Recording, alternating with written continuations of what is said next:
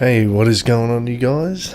Now, welcome to DaSpedza Moto Vlogs. As you can tell, today we're doing a track day, so it's a little bit wet. So I'm going to take it a little bit easy for you guys, and let's go for a bit of a ride, eh? Nah, I'm only joking. I am actually playing MotoGp 15, and it's a game that I certainly love to play, but in the wet can be a little bit of a handful. I got the bike settings and everything all on simulated. That's how I like riding it. I don't have the brakes joint. I actually work the brakes individually, so I really enjoy doing this. The other reason too is I also have the ideal trajectory or race line on the track as well. The reason why I do that is just as a guideline sort of thing. I don't really follow it that much because I've actually got quicker lap times not following it than what I have done following it. So yeah, but this is going to be a little bit interesting because I still haven't got my gaming headset, so I can't actually hear the game audio. And like I was saying, when I used to play Gears of War, or the last few videos when I played Gears of War, it was getting like echo back through the microphone, so I had to actually lower the game volume all the way down on the TV, so I can't even hear what the bike is doing, although I'd love to. And then if I listen to the computer, it is slightly delayed because the game capture device actually runs, I think it's 1.5 seconds slower than what's actually coming out of the TV, so it's all delayed. Obviously, I don't know if it's for game streaming or what have you. I have no idea why it's delayed. Maybe it's the time it takes to get from the console to the actual computer. So, but let's try and smack out some lap times today, guys. This is a warm-up or something along those lines. The track today is Silverstone, so it's actually on my MotoGP career. I'm actually doing MotoGP career, so let's try and talk and ride a bike very, very quick. Now, my favourite MotoGP rider would have to be Valentino Rossi. I followed him for a very long time. My parents and everything like that growing up, we've always been around motorbikes, and motorbikes are something that I've always enjoyed. Well, I'm fastest through the first sector, which is pretty good. Probably won't be fastest through the second because the bike just stepped out and went off the track. But yeah, he's definitely my favourite rider, so I follow him. Moto 2 at the moment, if you follow MotoGP, which I don't know if you guys will or not, I have no idea. But Moto 2 would be Alex Rins, and then Moto 3, I think at the moment, like, there's not too many that I follow really in Moto 3. Like Finardi I follow, like, he's alright, but probably Brad Binder. I used to follow Danny Kent in Moto 3, but obviously he's moved up to Moto 2. And also in MotoGP I follow Jack Miller as well, because Jack Miller's pretty good. Not really a super fan of Jorge Lorenzo or Marc Marquez, but not to take anything away from their riding, like, they're awesome riders. I just don't really follow them, I never really have, so whoa. Slow down. Oh, went up the inside of him. Oh, the bike's stepping around everywhere. I'm fastest through the third sector. How, I don't know, because the bike's all over the place. But yeah, I really enjoy these sort of games. This is like my... Oh yeah, it's starting to rain. This is like... This is why I love the MotoGP game, because it's just so realistic. You put I have it like in the helmet and the visor on, but it's nowhere near as realistic as riding a real motorbike. Like, if you guys think actually doing this is like riding a real motorbike, they just can't replicate it. It's like driving a car. You can't actually replicate it. I'm in 5th place. Oh, I saved that just. Yeah, so normally very, very quick on this game. That was shocking. But because I can't actually hear the bike, I don't even know because that's how I normally run off the gear changes and stuff. I listen to the bike and then I just go from there, but I can't even hear anything. It's just this bike just moving across the track with no noise whatsoever. The TV's set down that low.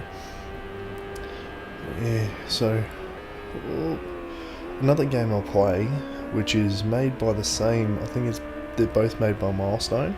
So this is made by Milestone, and also the other one that's made by Milestone is Ride. That's another motorbike game that I play as well, and it's pretty good. Riding like a super sport or something like that, like the BMW S1000RR or like a Yamaha R1. So the BMW S1000RR, like riding with Tom rides, and then you've also got the other one that Adrian Nickelodeon rides. So they're a bit of a handful on the game. I've noticed they're a real handful. So whereas you ride the MotoGp bikes and everything, they're pretty fun. This is Moto 2. Actually not on a MotoGP bike yet. I got the contract, I think it was Tesca or I think it's Tesca Racing. Oh, that's going to be a penalty. No, it's not a penalty. With Tesca Racing, and I stuck with them. I modified the bike. I got all the aftermarket stuff onto it, like as in not the aftermarket stuff, like all the engineering and everything side of it's all been done. So we've got the best brakes and the best tyres and the best engine and everything on this bike. So I decided to stay with this team. I probably would have gone with the, what are they, Axel Pons I think they're called, on the Calyx, pretty much what Alex Rins is running on at the moment. I would have normally gone with them, but you know, I decided to stick with these guys. The bikes are pretty much the same. That was a penalty because I ran off the track. Try and pull this up. No. Man, this is a pain. I really need to get this gaming headset because I can't even bloody hear this game at all. That's Luis Salom right there. So I can't even tell you how quick this bike's going. I'm all over the track. I reckon I'm actually doing pretty well considering I can't even hear it. And I'm in 6th place, which this isn't actually a race. This is just I think it's warm-up or something along those lines. In typical Silverstone fashion, it is raining, so this is towards the end of the MotoGP career, so I've still got a fair few races to go, but I haven't actually lost a single race. And mind you, I've had some hard races, some really hard races, where it's from, I do like a full race weekend, so I do the warm-up, the qualifying, I think it's practice, qualifying, and then warm-up, and then the race, which is full race distance, so 29 laps or whatever it is. And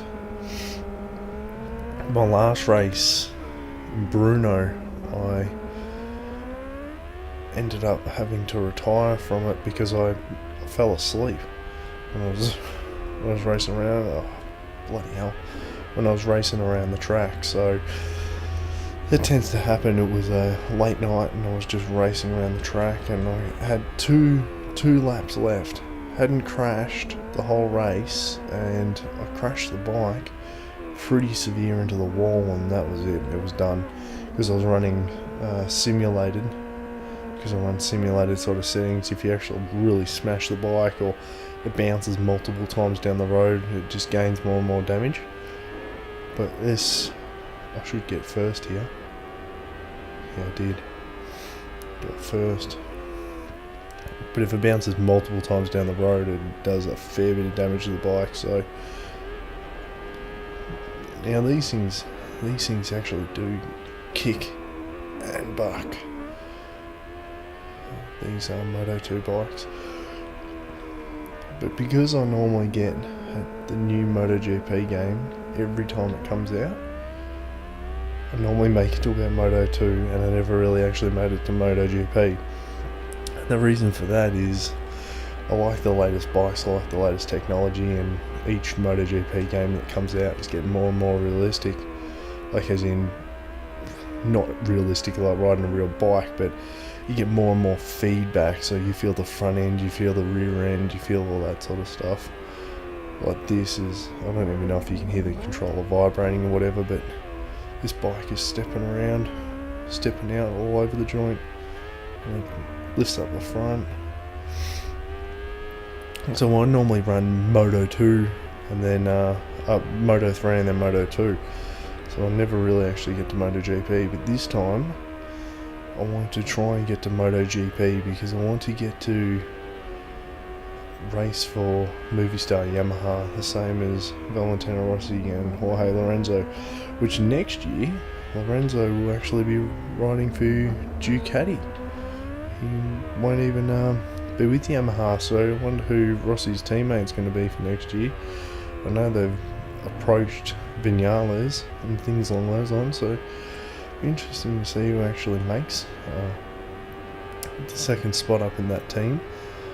Well, there's someone else they were talking about, maybe Alex Rins they were talking about, but they want Alex Rins, I think Honda or something, or maybe Pedrosa. I think it's Pedrosa. Pedrosa might move to Yamaha, and then Alex Rins might end up on the Repsol Honda, although Cal Crutchlow thinks he's going to end up on the Repsol Honda, but I don't know, we'll see. Coming at 14. That's alright. Getting quicker on the wet track. And as you can tell, like all the practice sessions and everything are half an hour. Oh, he's going to end up coming past me again, yep. All the practice sessions and everything are like half an hour or 45 minutes or something along those lines. Pretty much what they get in MotoGP real life. So when you do the full race weekend, yeah, you can skip them, but you get extra experience points and things along those lines. So once I normally get in first place and I've got a massive lead on the rest of the pack, in these things, like I pulled out a massive gap or massive distance or whatever, I normally then just fast forward to the next one and get my experience points. Otherwise you end up sitting in the pits for hours, unless you want to go outside or you need to do something. You just let it sit in the pits for you. And there we are, I'm off. So that goes to show what happens when you cannot hear what the game is doing. All I heard was the controller vibrating, but normally I'd hear the bike. The bike normally revs really high, which means the rear wheels starting to step out, and then that's when you go, alrighto, yep, I'm gonna come off. It's right up the inside. Probably won't be too happy with that, but he crashed. And no, he didn't hit me. My bike stepped out as I put it on the gas. Now I'm 7 seconds off my race time that I did before, or lap time I did before. Probably go into pits after, and I'll show you a little bit more on this game, opposed to me just running around the track. Where is the pit lane? I think I missed the pit lane. No, I haven't. It's right here.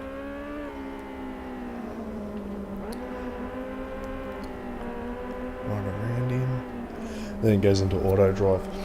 Now the issue I do have with this game is whenever you come out of the pits for the first time, it puts the camera to the back of the bike, and I know there was a few MotoGP games that it didn't do that. You could actually set your favourite camera and away it went, but for some reason with the MotoGP 15, it sets the camera to the back of the bike. Yeah, I know my bike's damaged because I crashed. That's me down there in the corner, in the right bottom hand corner. So, and this is pretty much where you end up in your pits, you get your session information. So this is practice, and you go skip to qualifying, you got warm up, and then you got the race. So at the moment it's rain, and then it's going to be thunderstorms. Typical Silverstone fashion. And then you've also got bike development. Now this is what I was talking about earlier. So you've got all the packs for this bike, so suspension, engine, and chassis, Pretty sure you got, yeah, brakes, suspension, engine, chassis, and there's normally an engine one, or that might have been a different one. I think that's a different one. Pretty sure, what was it, it might have been MotoGp 14 that it had the engine, because I remember one of them brought it in, or it might be Moto 3 you can do up the engine. I know one of them you can do up the engine, but this is Tasca, I think Tasca Racing or something along those lines. This is the bike, so it's a pretty awesome bike. It just doesn't have all the flashy stuff of the other ones. Then I've got my engineer, I've got my teammate over there, which I think is Luis Rossi or something along those lines, so, or Louis Rossi, so he is always at the back of the pack. I'm normally lapping him or something by the end of the race, so he's always at the back of the pack. That's my number there, number 28. Not a favourite number or anything along those lines, it's just a number I picked. So yeah, that's what I literally do. You got your compressor, you've got go to track. In here you got the engineer. You can have a look at the bike setup. You can tell me about how MotoGP works. It runs you through some stuff. And I want to work on the bike setup directly. So if you say, let's have a look at the bike setup, you click on that and you tell him what you're having issues with. So say your bike's not turning, or it's stepping out, or you're losing the front end every time you come into the corner. He will actually make adjustments to the bike for you, which is pretty good. I have used him for some things. There was one track where I couldn't get the speed out of the bike. I was always getting caught up by the pack and everything on the straights, and that's like flat out coming into the corner and out of the corner, getting a nice fast line, but they're always catching me. And these are sometimes like 2-3 second deficits, and they're catching up on a straight. So I'm thinking, what the hell's going on? And then I spoke to him, and he changed the gear ratios and stuff in the bike to get it right, whereas I tried to and I couldn't get it right, and it made a difference. You know, I had to tweak it a little bit more to get it the best out of it, but it gets you in the ballpark, so that's pretty good. So you click on that and you say, I've got problems coming into corners, I've got problems going around corners, coming out of corners. The bike doesn't respond the way I'd want it to when changing direction. The bike feels strange when I open up the gas on the straights. Now, the funny thing is they throw in some comedy stuff or some funny sayings when you do it. Like if you click on the one with the straight, he goes, how can you have a problem with straights or whatever? They're all straight, or something along those lines. Does a little comedy thing. And then you can go into the bike setup directly. Now the bike setup directly, you can change all your suspension, your handlebars, your gears, your brakes, your tyres. Data, I'm pretty sure, is if you've saved a certain setup for a certain track. So you have that. Say you had the issue with the straights in the other track. Now this time you have that set up, and the next year or whatever, you come along, and if you're on the same bike, you can load that set up and away you go. But most of the time you can do some setups with probably minor variations, and you can actually get away with it. So there's a few things you can do. I don't really muck around too much with it. I changed I'm pretty sure the suspension and the handlebars for the way that I ride, because I come into corners a certain way. Now when the game's set up, like the basics of the game set up, and you get thrown into it, the handling and everything's shocking. You'd be like, oh man, this game's shocking, the bike isn't that good. But what you got to do is you got to get in there and change it, and once you start changing the settings on the bike, the game will become a lot better and a lot more fun. But first up, it's shocking. It's got joint brakes. Now joint brakes is whenever you pull in the trigger, both the front and the rear brake come on at the same time, which is shocking, because you want them independent. You actually want to be able to load up the front of the bike more than what you want the rear. And one of the techniques I do, which I'll actually take you out on the track and I'll show you. Let's go to track. So on the front, and tap the back, and it slows you down. So you tap A for the rear brake. I'm pretty sure you can configure the controller however you do it. You can do monos, So you can do a heap of things. The actual rain's backed off anyway, so the track is still really wet. That's stepping out sideways. You know, you can do a fair few things with this. But that's one of the techniques I've actually done. But if you actually hit proceed, like I was saying earlier, if you hit proceed when you're coming out of the pits, sometimes the game stuffs up. Now, it's really weird. It's like the handling of the bike or something just doesn't drive, and it's like your settings aren't put on. It reverts back to the standard game settings, and you can't get a corner or anything. It just doesn't do it. So then you go back into pits, and then you just come back out again and don't hit proceed. Because I've had that issue a lot. I don't know why it does it, and it's like you can't ride the bike to save yourself, because it's just, you go into the corner or whatever, it won't take the corner properly. You're on the brakes, you lose the front end. It's really weird. It's like the game hasn't loaded everything or something along those lines. And I've also had it where the sound's been out to what the bike's doing, and that's just after I hit proceed when I come out. But other than that, it's pretty good. Like, you do get a few glitches. It's not as bad as what 2014 was. I think pretty sure 2014 had issues with, you'd be riding along on a track and the next minute there's no rider on the bike. It's just a bunch of helmets, or it's just one bike just riding down the road by itself. So I know 2014 had a lot of issues with that, but 2015 isn't too buggy. I've had a few issues with it, but it's still a good game. But I'll put this bike back into the pits again, because I've already done my first.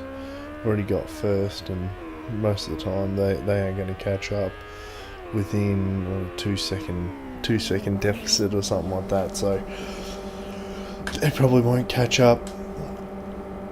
And going back into pits like that, it is pretty good, you know, on how you get to go into pits. I've never actually gone into pits during the race. I don't even know if you can do it, but I don't even want to try, because most of these races I'm doing is a lot to do with my actual MotoGP career, so I'm doing pretty well with that, and I don't really want to lose and get a losing streak. Another thing that I do is I'm very old school, so I turn off all the replays, so I can't replay at all. That's one of the things. I actually go into the settings and just turn off replay.